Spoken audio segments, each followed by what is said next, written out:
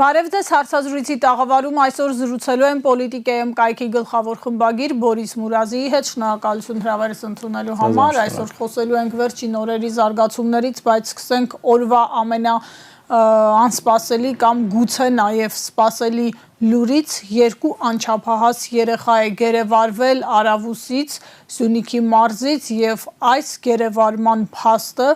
ժամեր անց փաստացի հաջորդեց Արարատ Միրզոյանի նախօրեին արված այն հայտարարությանը, որ գերիների ու պահվող անձանց մասով Ադրբեջանի հետ կառուցողական երկխոսություն չկա։ Ստացվում է Բաքուն այս գերեվարման փաստով վերահաստատեց այդ հայտարարությունը։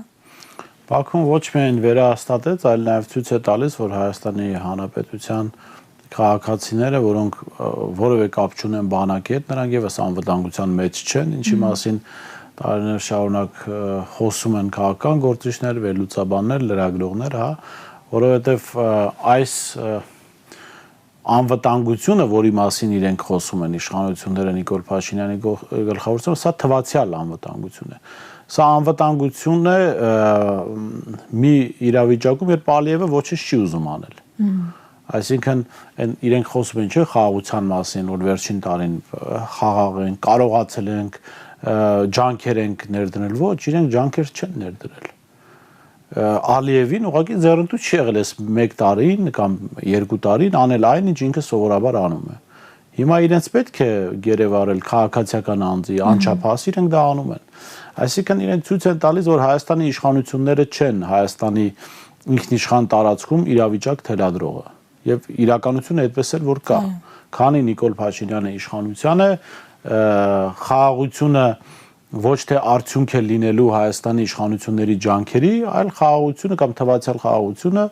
արդյունք է լինելու Ալիևի ցանկությունների, տրամադրությունների, նայած այդ օրը ոնց է արթնացել կամ ինչ է ուզում անել, Մեհրիբանն ինչ է ուզում անել, սա է։ Մենք չունենք անվտանգության համակարգ ըստ էության եւ դրա խոսուն վկայությունն այն է, որ գլխավոր շտաբի պետի պաշտոնը զբաղեցնող մարդը, որի վրա կա նաև ուսադիրներ, հայտարարում է, որ իրենք անտեսում են ադրբեջանական կրակոցները։ Կներեք, ես Ասերյանին մի ասելիք ունեմ, դուք Ալիևի տեքոր կինը չեք, որ իրար անտեսեք։ Դուք Հայաստանի գլխավոր շտաբի պետն եք եւ բարձրաստիճան զինվորական եք։ Այո, կարելի է նաև հասկանալ, որ Ադրբեջանը երբեմն կամ հաճախ փորձում է կրակոցներով պրովոկացնել, որպեսզի Հայաստանը ներքաշվի պատերազմի մեջ։ Բայց մշտապես անպատասխան թողնել այդ իրավիճակը։ Դա բերում է նման իրադարձությունների։ Այսինքն այդ իրավիճակը մեկնաբանել տեքոր կնգա տրամաբանությամբ, առավել ծիծաղելի վիճակում ենք մենք հայտնում։ Հայաստանի փաստացի սահմանամերձ գյուղերում մարդիկ ֆիզիկական անվտանգության խնդիր ունեն այսօր, որովհետև սահմանամերձ գյուղերում, այսինքն երբ որ ադրբեջանցիները եկան Հանրապետության հրապարակ եւ Ղարաբաղ են երգում, սահմանամերձ էր Երևան։ Հիմա ճիշտ ասած նորորյա աշխարհում Ռուսաստանում վերջին օրերին տեղ ունեցած իրադարձությունները, երբ ինքնաթիռներ խոցվեցին Ռուսաստանի խորքում 21-րդ դարում, հիմա աշխարհում չկա ոչ սահմանամերձ տարածք, հատկապես Հայաստանի փոքր երկրի համար։ Ալիևը ուղղակի չի ուզում Երևանից մարդ առևանգ, եթե ուզենան դա էլ կանեն։ Վստահեցնում եմ ձեզ, որտեղ մենք ըստ էության չունենք անվտանգության համակարգ։ Հիմա պետք է ես ափսոսում եմ, որ Էդվարդ Ասիրյանը այսօր չէր լրագրողների ձեռքը ընկնել, կարելի է հարցնել, արդյոք ինքը անտեսում է քաղաքացիների առևանգ, կարող անտեսում են, ասում մենք չենք նկատում, ասենք մենք անտեսում ենք, որ անչափահաս երեխաներ են առևանգել։ Սա ուղղակի դեք ամոթալի վիճակ է մեզ համար եւ ծիծաղելի է աշխարհի համար։ Դե այս պայմաններում, երբ քաղաքացի անչափահաս են առևանգում ադրբեջանցիները, երբ քաղաքացիների բնակելի տներն են թիրախ դառնում, իրենք էլ հրաշքով են պրծնում մահվանից, այդ կրակոցների թիրախ հրաշքով չեն դառնում, Նիկոլ Փաշինյանը որոշել է փորփրել հոգևորականության անկողինը, որոշել է ենթադրյալ երևակայական կամ իրական զավակների խնդիրներով զբաղեցնել հայ հասարակությանը, որոշել է հայ առաքելական եկեղեցու բարևարկության խնդիրները բարձրացնել, մի արշավ է սկսել, որը չգիտես ում համար է, ում է հետաքրքրում բացի իրենից եւ գուցե Աննա Հակոբյանից, որովհետեւ այս վերջին շաբաթվա հանրային արձագանքը դրա մասին էր։ Մարդիկ ծաղրում էին այդ գրառումները, մարդիկ վրդովված էին ու մի փոքր շերտ աջակիցների, որոնց մեծ մասը գուցե նաեւ ոչ իրական օգտատերեր էին, դրանց եթե չդիտարկենք, հանրային արձագանքը միանշանակ Փաշինյանի օգտին չէր։ Ինչ է անում Փաշինյանը։ Փաշինյանի օգտին չէր հայ հանրության արձագանքը, բայց մենք Նիկոլ Փաշինյանի այս իշխանության ցանկացած գործողություն քննարկելուց առաջ պետք է քննարկման առանցքից հանենք հայկական շահը։ Երբ որ դա հանում ենք, ամեն բան տրամաբանական է լինում։ Դուք այսօր, չգիտեմ, լսել եք թե չէ, Փաշազադեի հայտարարությունը կաթողիկոսի մասին, ասելով, որ նա չի պատրաստվում, շատ վատ բառեր է օգտագործել, ես դա չեմ ուզում կրկնել կաթողիկոսի հասցեին, որ չի ուզում հանդիպել կաթողիկոսի հետ, որովհետև նա զբաղվում է քաղաքականությամբ։ Մեկ էլ Փաշինյանն է դա ասում։ Հա տեսնում եք ում հետաքրքիր։ Իսկ ձեզ ինչ է թվում, որ Նիկոլ Փաշինյանը սա անում է հայ հանրության համար։ Չկա այդպիսի բան։ Նիկոլ Փաշինյանը կոնկրետ օրակարգ է սպասարկում եւ այդ օրակարգի պատվիրատուները Բաքվից ուղերձներ են հղում, ասում են շատ լավ է, ավելի ակտիվ, ավելի գիտեք, ուղղակի ափսոս Նիկոլ Փաշինյանն է այս թեման բացել, բայց խոսքով Նիկոլ Փաշինյանն չի հետաքրքրում որևէ սրբազանի կուսակրոն լինել կամ չլինելը։ Եթե հետաքրքրեր, չեմ ուզում թեման խորացնել, Արգիշտի Քյարամյանը 2018-ին չէր նշանակվի պաշտոնի, հետո պաշտոնական առաջխաղացում չէր ունենա։ 2018-ին մենք գոնե փաստերով բացահայտել ենք ով է Արգիշտի Քյարամյանը։ Էնպես որ սա մի կողմ թողնենք, Նիկոլ Փաշինյանն դա չի հետաքրքրում։ Նիկոլ Փաշինյանն այո հետաքրքրում է հայ առաքելական Սուրբ եկեղեցու թուլացումը կամ կազմակերպումը գուցե, եթե շատ այդպես պրոֆեսիոնալ լինի։ Բայց ես կարծում եմ հենց այս հարցում Նիկոլ Փաշինյանին հիասթափություն է սպասում, որովհետև նախորդ բոլոր դեպքերում, երբ Նիկոլ Փաշինյանին հաջողվել է այս կամ այն կառույցը կազմաքանդել, իրականությունը եղել է այն, որ այդ կառույցները գաղափարական հենք չեն ունեցել։ Ասենք բանակը, եկեք բանակը քննարկենք, հա։ Այո, բանակ ունեցել է շատ լավ կադրեր, բայց բանակում բարձրաստիճան զինվորական կոչումներ են ունեցել Էդվարդ Ասիրյանը, որ հիմա գլխավոր շտաբ պետը, չէ։ Նիկոլ Փաշինյանը հոր տնից չի բերել Էդվարդ Ասիրյանին։ Դա եղել է նախորդ իշխանությունների ժառանգություն, եղել է Արտակ Դավթյանը, չէ։ Եղել են մյուս այդ բարձրաստիճան զինվորականներ։ Մի Խաչատուրովների ընտանիք որ հանենք, մի քանի ուրիշ զինվորականներ, մնացյալ զինվորականները պատրաստ են եղել կազմաքանդվելու։ Սահմանադրական դատարանը գնանք, հա։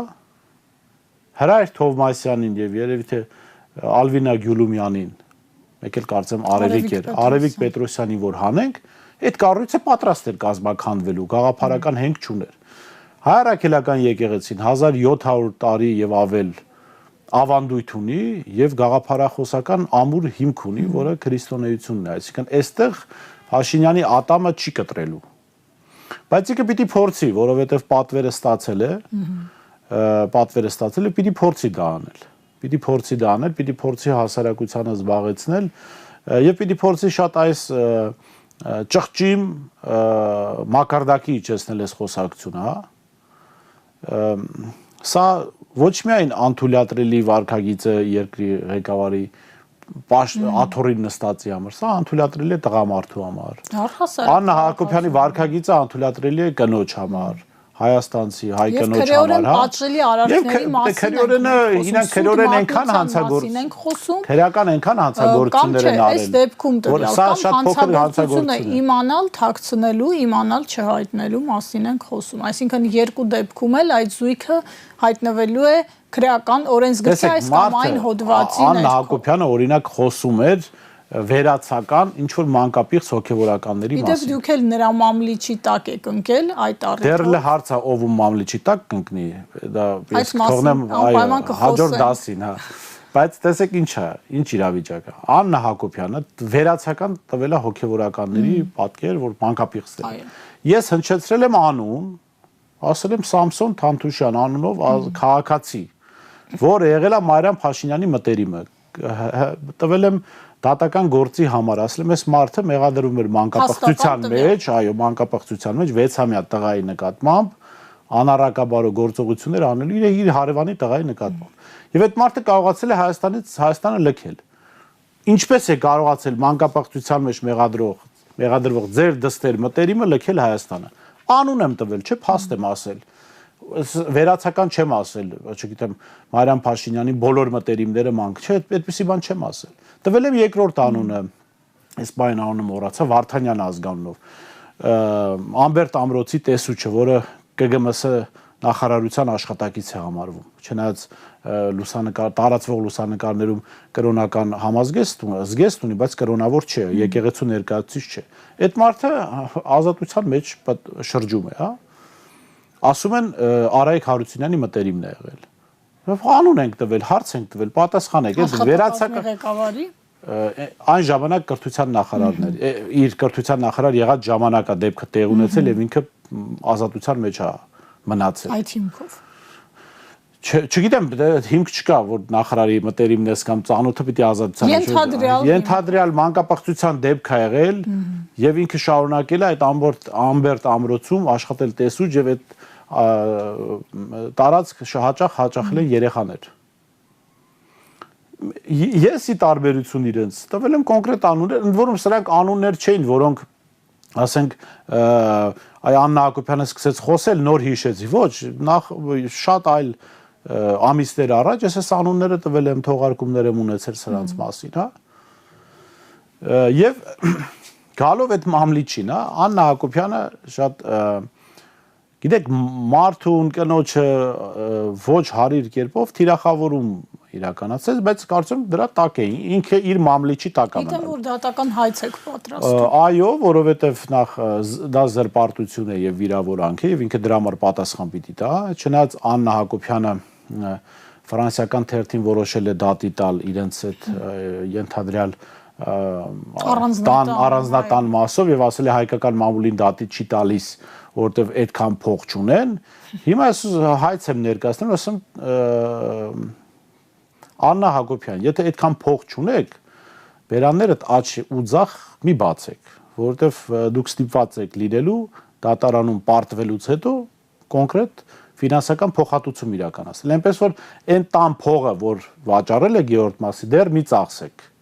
որովհետեւ դրա մի մասը ինձ եք տալու վստահաբար։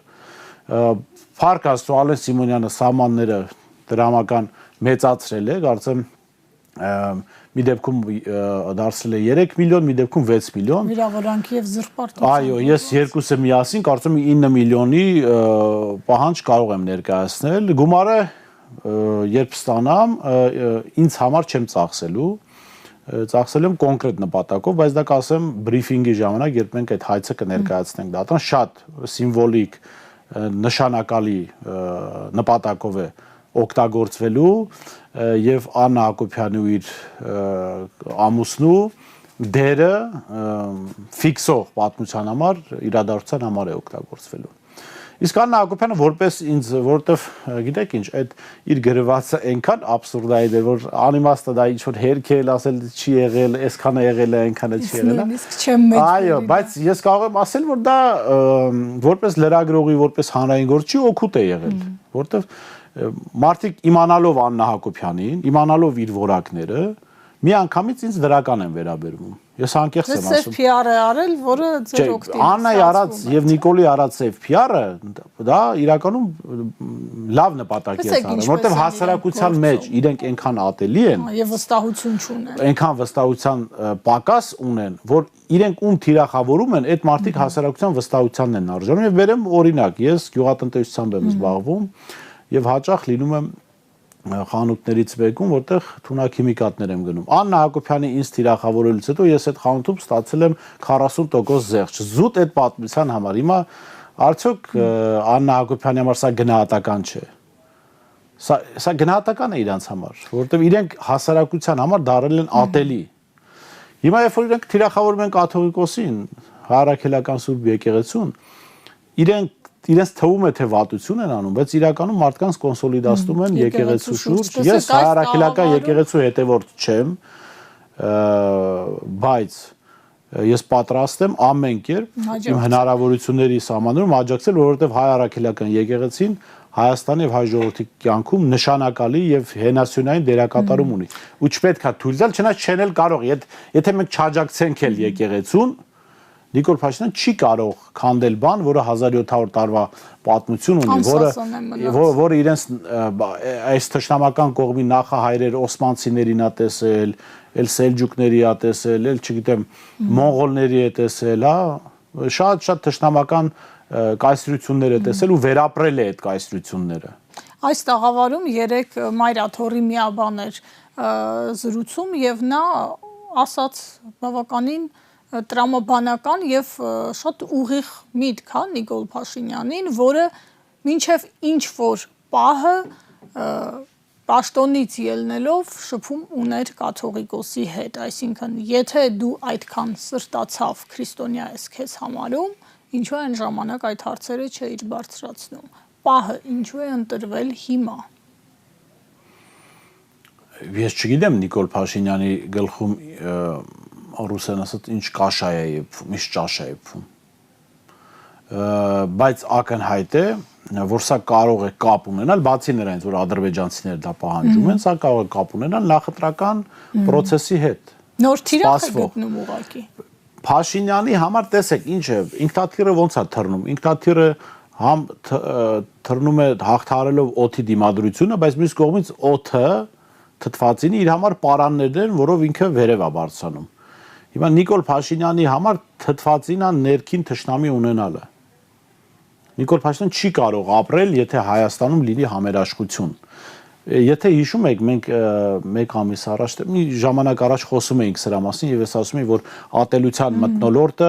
դա Նիկոլ Աննազույգի քաղաքացիական պայմանագրի բնական միջավայրն է։ Իրանք չեն կարող գոյություն ունենալ, եթե չլինի ատելություն։ Հիմա տեսեք, մենք գտնում ենք ձեր տաղավարում բավական մաքուր, կոկիկ տաղավար, այստեղ չկան ճանճեր։ Բայց հենց ինչ որ կեղտ հայտնվի այստեղ կհայտնվեն նաև ճանճեր։ Կամ եթե ինչ որ անկյունում ինչ որ բան թաքցված լինի, կհայտնվեն խավարասերներ, հա, երբ որ լույսերը անջատվեն։ Որտեվ խավարասերները չեն կարող լուսավոր միջավայր դուրս գալ, իրենք պետքա մթության մեջ դուրս գան։ Հիմա Նիկոլ Փաշինյանի միջավայրը դա ատելությունն է։ Ինքը դեստրուկտիվ քաղաքական գործիչ է, ինքը քանդող է, ինքը չի կարող դրական օրակարգով, միավորող օրակարգով հանդես գալ։ Եվ խոսենք նախընտրական սպասումներից, ակնհայտ է, որ եթե ֆորս մաժոր չլինի, 26 թվականի հերթական ընտրություններին է պատրաստվում քաղաքական դաշտը, այդ թվում նաև մեր հիշատակած զույգը, որը ակտիվորեն լծվել է նախընտրական ըստ էության Քարոզ Արշավի, այդ կրթվելը նորաձև է Արշավի շրջանակում եւ այս ակտիվությունն էլ թիրախավորումը եկեղեցու գնահատվում է այդ թվում նաև նախընտրական տրամաբանությունից ելնելով, բայց գետնի վրա իրականում ինչ ունի Նիկոլ Փաշինյանը հաշվի առնելով իր վարկանիշի անկումը երկրաչափական պրոգրեսիայով, հաշվի առնելով այն խնդիրների բազմությունն ու բազմազանությունը, որոնք կան երկրում, բոլոր ոլորտներում, եթե մենք փորձենք հիմա հերթով անցնել, կան միայն չլուծված խնդիրներ, կան պահանջներ ուղղված կառավարությանը եւ կա մեծ դժգոհություն։ Տեսեք, որպես լրատվամիջոց մենք գրեթե վերջին մեկ ամսում ամենօրյա ռեժիմով իրականացնում ենք հարցումներ եւ որպես նաեւ Մայրաստան շարժման ներկայացուցիչ շփվում ենք քաղաքացիների հետ, քաղաքական օրակարգով, հա։ Ես ձեզ կարող եմ ասել, որ Նիկոլ Փաշինյանի նկատմամբ կա բացարձակ ատելություն։ Սա ոգևորությամբ չեմ ասում, որովհետեւ ատելությունը Նիկոլ Փաշինյանի զենքն է։ Ատելությունը լավ բանի չի կարող բերել, այսինքն չես կարող դու ատելությամբ լավ տնտեսություն կառուցել, չես կարող ատելությամբ հզոր բանակ, լավ պետություն ունենալ։ Դու ատելությամբ կարող ես միայն քանդել։ Բայց Նիկոլ Փաշինյանի գործողությունները բերել են նրան, պիտի արձանագրենք դա, որ տոտալ ատելություն կա իրենց նկատմամբ։ Նիկոլ Փաշինյանը ունի լավագույն դեպքում 20%-ի ձգտող վարկանիշ, դա ներառյալ վարչական լծակներ, ուժային ռեսուրսներ, այո, քաղաքացիներ, որոնք իրենց կամքով կաջակցեն Նիկոլ Փաշինյան, 10%-ը չեն անցնում։ Ես ասում հարցումներ, որ մենք ամենօրյա ռեժիմով անում ենք։ Ու առանց որևէ, ուղղակի, ասենք Նիկոլ Փաշինյանի մտքերի վերաբերյալ, հա, կարծիքներ ենք հարցնում։ Եթե ասեմ մենք որպես լրատվամիջոց ստիպված ենք լինում շատ հաճախ քաղաքացիների խոսքի ինչ որ հատվածներ կրճատել, որտեվ ոչ միայն ցենզուրայից դուրս, կան շատ կոպիտ կոչեր, շատ դաժան կոչեր Նիկոլ Փաշինյանի, Աննա Հակոբյանի քաղաքացիական պայմանագրին ուղղված։ Այո, ես իրենց քաղաքական հակառակորդ եմ համարում, բայց ես չեմ ուզենա, որ այդ ճանապարհով մեր պետությունը գնա, որ քաղաքացիների այդ զգալի հատվածի ցանկությունը իրականություն դառնա։ Բայց Նիկոլ Փաշինյանը ինչ է անում։ Նիկոլ Փաշինյանը ըստ էության չի պատկերացնում իր նկատմամբ եղած ատելության մակարդակը եւ անընդհատ սնուցում է այդ ատելությունը։ Բայց գուցե հատուկ է սնուցվում, որ հենց ներքին հատուկ որ ինչ արվի, չէ, գիտեք, ախր տեսեք, Նիկոլ Փաշինյանը այլևս նախկին նախշում բաժին չէ։ Սա 2018 թվականը չի։ Ավելին ասեմ, սա անգամ 2020 թվականի գարունը չի, որ դեռ Նիկոլ Փաշինյանը ինչ որ հույսեր կա։ Եվ ոչ էլ 21-ը։ Ու 21, այո։ Սա 2025 թվականն է,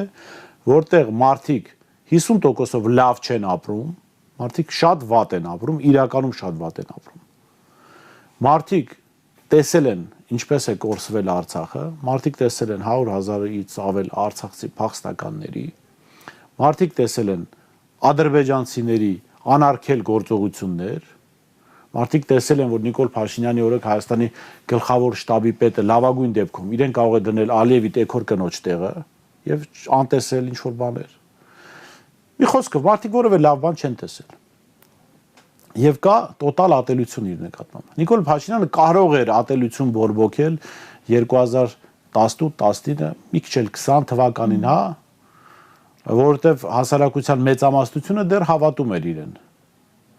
Բայց Նիկոլ Փաշինյանը հիմա չի կարող, նու կարող է, բայց այդ ատելությունը իր դեմ է աշխատելու։ Այսինքն Նիկոլ Փաշինյանը չի կարող ատելություն գեներացնել մի միջավայրում, որտեղ մեծամասնությունը իրան դեմ է։ Այսինքն նա ռեսուրս չունի։ Չէ, գիտեք ինչ, մեծ առնահեղություն անելու ռեսուրս իհարկե ունի, երկպետությունը քանդելու ռեսուրս իհարկե ունի, հասարակության մի փոքր իրեն աջակցող զանգվածի եւ մեծամասնությանը իրար վերջնականապես թշնամացնելու ռեսուրս իհարկե ունի։ Արտաքին զորքեր այստեղ հրավիրելու ռեսուրս իհարկե ունի։ Իդեպ հեռախոսազրույց էր ունեցել 3 իր նախաձեռնությամբ։ Այս ռեսուրսները ինքը ունի, բայց բոլոր պարագաներում դա իր համար շատ վատ է ավարտվելու։ Եվ միակ խնդիրը այստեղ այն է, Նիկոլ Փաշինյանը պետք է ընտրի։ Այս պատմությունը, ես ընդ որում ֆիզիկական հաշվարկների մասին չեմ խոսում, այս պատմությունը իր համար է վատ ավարտվում, թե իր եւ պետության համար, որտեղ երկու դեպքում էլ ինքը կա, չի լինելու այնպես, որ իր համար լավ ավարտվի։ Սա պիտի ֆիքսի Նիկոլ Փաշինյանը, բայց եթե Նիկոլ Փաշինյանը գնում է ճանապարհով, որ եթե իմ համար վատ է, ուրեմն պետության համար էլ է վատ, ես ցեզ վստահեցնում եմ, իր համար շատ ավելի վատ է լինելու։ Եվ այդ դեպքում եթե դուք, ես, քաղաքական ուժերը հասարակության adekvat հատվածը փորձի անել այնպես, որ Փաշինյանի նկատմամբ ֆիզիկական հաշվեհարդար չտեսնեն, կարող է չկարողանան մարդկանց կանգնեցնել։ Հիմա ձեր այս Նիկոլ Փաշինյանի համար որպես կոչ։ Չէ, ես կոչ չեմ անում, ես ավելին կոչ եմ անում, որ այդ ճանապարհը հեչ լավ ճանապարհ չի, որովհետև ատելությամբ չի կարելի լավ բան կառուցել։ Ես Նիկոլ Փաշինյանին ասում եմ, կա երկու ճանապարհ։ Իր համար վատ ճանապարհ եւ պետության համար շանս, այսինքն ինքը իշխանությունը թողնում է։ Մնացած process-ները մնում են իրավական դաշտում, իր հետ կապված։ Այն ինչ ես ինքս որպես լրագրող, հանրային գործիչ, ես դեմ կլինեմ, որ իր նկատմամբ ոչ իրավական գործընթաց ընթանա։ Ես դեմ կլինեմ, անկեղծ եմ ասում, ով ուզում է գա իշխանության, որ այդ իշխանության ԱԱԾ պետը զանգի դատավորին ասի ուզես չուզես Նիկոլին պիտի կալանք տաս։ Ես դրան դեմ կլինեմ։ Չնայած վստահ եմ, որ ցանկացած խելամիտ դատավոր չի կարող չկալանավորել Նիկոլ Փաշինյանին։ Բայց այդ իրավականը թողնում ենք մի կողմ, բայց իրավական իր ֆիզիկական անվտանգության երաշխիքների շրջանակում, որտեղ պետության մեջ չի կարող լինել ինքնադատաստան։ Բայց եթե ինքը գնում է պետությունը քանդելու ճանապարհով, մյուս ելքը եւ եթե չկա պետություն, չկա նաեւ ինքնադատաստանը զսպող։ Հասկանալի է մոտեցումը։ Սրա մասին է խոսքը, սա ոչ թե կոչ է, սա երկու սցենարի դիտարկում է։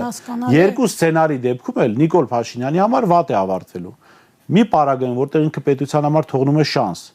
իր համար վատ իրավական հետևանքներ են ունենում առանց ինքնադատաստանի, երկրորդ դեպքում, եթե ինքը պետության համար պետության ոչնչացման ճանապարհով է գնում, ասելով եթե ինձ վատ, ուրեմն թող պետություն չլինի, այդ դեպքում պետության զսպող մեխանիզմները գոյություն չեն ունենա, որտեղ պետություն չի լինելու, իր համար շատ ծանրագույն հետևանքներ են լինելու, իր համար լինելու է շատ ավելի վատ։ Հասկանալի է տեսակետը եւ վերջում խոսենք քաղաքային խնդիրներից ու մասնավորապես կարմիր գծերի մասով այն դատական որոշումից, որը ստացավ Մայր Հայաստանը այդ պայքարի ընթացքում, այդ որոշումից ինչ եզրահանգեն մեր քաղաքացիները։ Քաղաքացիները պիտի եզրահանգեն, որ Մայր Հայաստանի շնորհիվ դատարանը որոշել է, որ չեղարկի այդ ապօրինի որոշումը։ Հիմա քաղաքացիները կարող են ուղղակի չվճարել կարմիր եւ կապույտ գծերի համար, ոչ թե 100 դրամ վճարել 300-ի կամ 160,000 տարեկան, ընդհանրապես չվճարել։ Բայց վերջնական ակտ չկա, բողոքարկման ենթակա չէ։ Ոչ, բողոքարկման հնարավորություն այլևս չկա։ Մի խոսքով դատարանի վճիռը արդեն ուժի մեջ է։ Սա կարծում եմ ամեն ինչ ասում է։ Իրավական մնացած մանրամասնություններ իրավաբաններ եք ասել։ Քաղաքացիները կարող են ընդհանրապես չվճարել։ Այո, քաղաքային իշխանությունը ենթադրաբար պիտի փորձի կլպել քաղաքացին, բայց հնարավորություն չեն ունենալու, որովհետև եթե քաղաքացիներին գալիս է տուգանքի որոշում, իրենք կարող են դա բողոքարկել քաղաքապետարան, եւ քաղաքապետարանը եթե էլի որոշի ապօրինություն անել, դա կարելի է դատական հայցով, դատական ճանապարհով գնալ եւ այս բոլոր գործընթացներում Հայաստանը պատրաստ է իրավական աջակցություն տալ քաղաքացիներին, բայց կարեւոր է նաեւ ցույց տալ, որ սա թալանչիական իշխանություն է, ինչու, որովհետեւ դատարանը կայացրել է որոշում, իրենք այսօր կարծեմ քաղաքապետարան հայտարարում, որ այդ որոշումը կապ չունի, այսինքն պիտի շարունակեն մարդիկ վճարել։ Այդ դեպքում դատարանի իմաստը Հայաստանում ո՞րն է։ Կա եթե իրենց օգտին չէ, ուրեմն կապ չունի, եթե իրենց օգտին է։ Հասկանում եք, մենք կառավարության վերջին նիստում էլ հասկացանք, որ դատարանում Հայաստանում դատարաններ չպիտի լինեն։ Նիկոլ Փաշինյանը ինչ ասաց կառավարության նիստում, ասաց Ռոբերտ Քոչարյանը թալանչիներ են։ Դատական տման որոշում չկա, հասկանում եք։ Ես կարծում եմ Նիկոլ Փաշինյանը հետևել է իմ խորհրդին։ Ես անկեղծ եմ ասում, կարող եք իմ եթերը բացել նայել մի 3 ամիս առաջ ես առաջարկել եմ Նիկոլ Փաշինյանին Ռոբերտ Քոչարյանին դատել կառավարության նիստում։ Հիմա նա դա անում է։ Ես ուղղակի այնտեղ ավելի սրել էի առաջարկ, ասել ջրային օրենսգրք, որտեղ գործը ջուր էր, ասեցի ջրային օրենսգրքով դրեք ու դատեք, որտեղ կառավարության որոշմամբ, ասենք Քոչարյանին կամ Սերժ Սարգսյանին կամ որևէ այլ նախկին պաշտոնյա տվեք պատժաչափեր, որտեղ Նիկոլ Փաշինյանի պատկերացրած դատական իշխանություն դա որ ինքը կառավարության նիստում կորոշի, որ Ռոբերտ Քոչարյանին պետք է դատել։ Դե հնչեցրեց վերդիկտը։ Այդ դրանից ածանցված Ավինյանը որոշում ասում է, ախպեր, քաղաքական մեր քաղաքական թիմի պատկերացրած դատական որոշումը կարա լինի այնպես, ինչպես մենք ենք ուզում։ Եթե այդպիսի որոշում չի կայացվում, այդ դեպքում ուրեմն այդ դատարանի որոշումը չեն կատարում։ Արսեն Թորոսյանը լավ, դատարանը վճիռել չէ կայացրել, որ ինքը պիտի ներողություն խնդրել։ Ասես չեմ խնդրում ներողություն ու վերջ։ Իշխանության սպասարկու Արման Բաբաջանյանի վերաբերյալ դատարանը որոշում էր կայացրել, չէ՞։ Բայց ասես չեմ կատարում դատարանի որոշում։ Այստեղ արդեն պետությունը իշխանությունը ցույց է տալիս, որ չկա դատական իշխանություն իրենց համար, եթե իրենց հարմար որոշումներ չկա։ Ինչու՞։ Որտեղ ԴՀԿ-ն հարկադիր կատարման ծառայությունը պետք է գնար Արսեն Թորոսյանի, Բաբաջանյանի, այսօր պետք է գնային քաղաքապետի պաշտոնը զբաղեցնող Տիգրան Ավինյանի հետ։ Պետք է գնային Նիկոլի հետևից կառավարության նիստում իր հնչեցրած հայտարարությունների համար, հա։ Այստեղ ուրեմն Փաշինյանի հայտարարությունն ավելի ուժեղ է գտնվել, որ կգտնվի Հայաստանում մի դատարան, ով չի կատարի իր հրահանգը։ Հավանաբար դատավորները այդ շարքից են եղել։ Այդ Նիկոլ Փաշինյանի համար ընդհանրապես ես ասել եմ միշտ, երբ որ ինքը ասում է ժողովուրդ, դատարան, պետք է հասկանալ։ Դատարանը իր համար այն դատարանն է, որ դատավորը ԿՊԱ-ական է։ Եթե չէ, ուրեմն դա դատարան չի։ Ժողովուրդն էլ ԿՊԱ-ականներն են, падգամավոր նախարարներ, հա, իր ընտանիքի անդամները, եւ եթե այս տեսանկյունից ես նայում, Այո, երիցս ճիշտ է Նիկոլ Փաշինյանը, որ ասում է, ավելին քիչ է ասում, որ 50%-ով լավ են ապրում, որտեվ այն ժողովուրդը, որին ինքը նկատի ունի ԿՊԱ-ականները, ոմանք 500-600%-ով լավ են ապրում։ Այսինքն մարդիկ պարտքով գարեջուր խմողներից դարձել են միլիոնատերեր, որոնք հրապարակային հայտարարում են, որ այո, ես պատրաստ եմ 20 միլիոն դրամ տալ, որդուս ազատել բանակից, եթե ԿՊԱ-ականի օրենսդրական նախաձեռնությունը անցնի։ Այնպես որ վերադառնալով եւ ամփոփելով պետք է ասել, որ քաղաքացիները պիտի չվճարեն կարմիր գծերի ու կապույտ գծերի համար, այդ գործընթացի առումով եթե խնդիրները առաջանան, Մայր Հայաստանը իհարկե կաջակցի եւ պետք է հասկանալ, որ ամեն կերպ պիտի պայքարել այս իշխանությունների դեմ, որտեղ եթե իրենց թույլ տանք, իրենք չեն ուզի ոչ դատարան լինի, ոչ իրավապահ համակարգ լինի, իրենք կլինեն եւ դատարանը, եւ դատախազը, հա, ամեն ինչ կառավարության նիստում այսպես կհավաքվեն, կորոշեն։ Հավակնում է հոգեվոր իշխանություն։ Դե արդեն, այո, այդտեղ ենք ասել։ Դա արդեն տեղ ենք ասել, իհարկե այդտեղ Նիկոլ Փաշինյանի պարագայում այդտեղ ոչ մի հոգեվոր բան չի լինի, բայց նոմինալ կարող է փորձել այդ կոչումն էլ ունենալ։ Այս մարդիկ կտրվել են իրականությունից։ Իրենք չեն հասկանում, չեն տեսնում, որ իրենց տոտալ ատում են, իրենք չեն հասկանում, որ այդ ատելությունը, որ իրենք հիմա ցանում են, շատ մեծ թափով իրենց է վերադառնալու ի վնաս մեր պետության, որտեվ կրկնեմ եւ ամփոփեմ, որ ատելությամբ, ինչ որ վրեժխնդրությամբ, ինչ որ բռնության կոչերով լավ բան որևէ տեղ հնարավոր չի եղել կառուցել։ Շնորհակալ եմ զրույցի համար, զրուցում էի Բորիս Մուրադի հետ, հարցազրույցին սպասեք վաղը։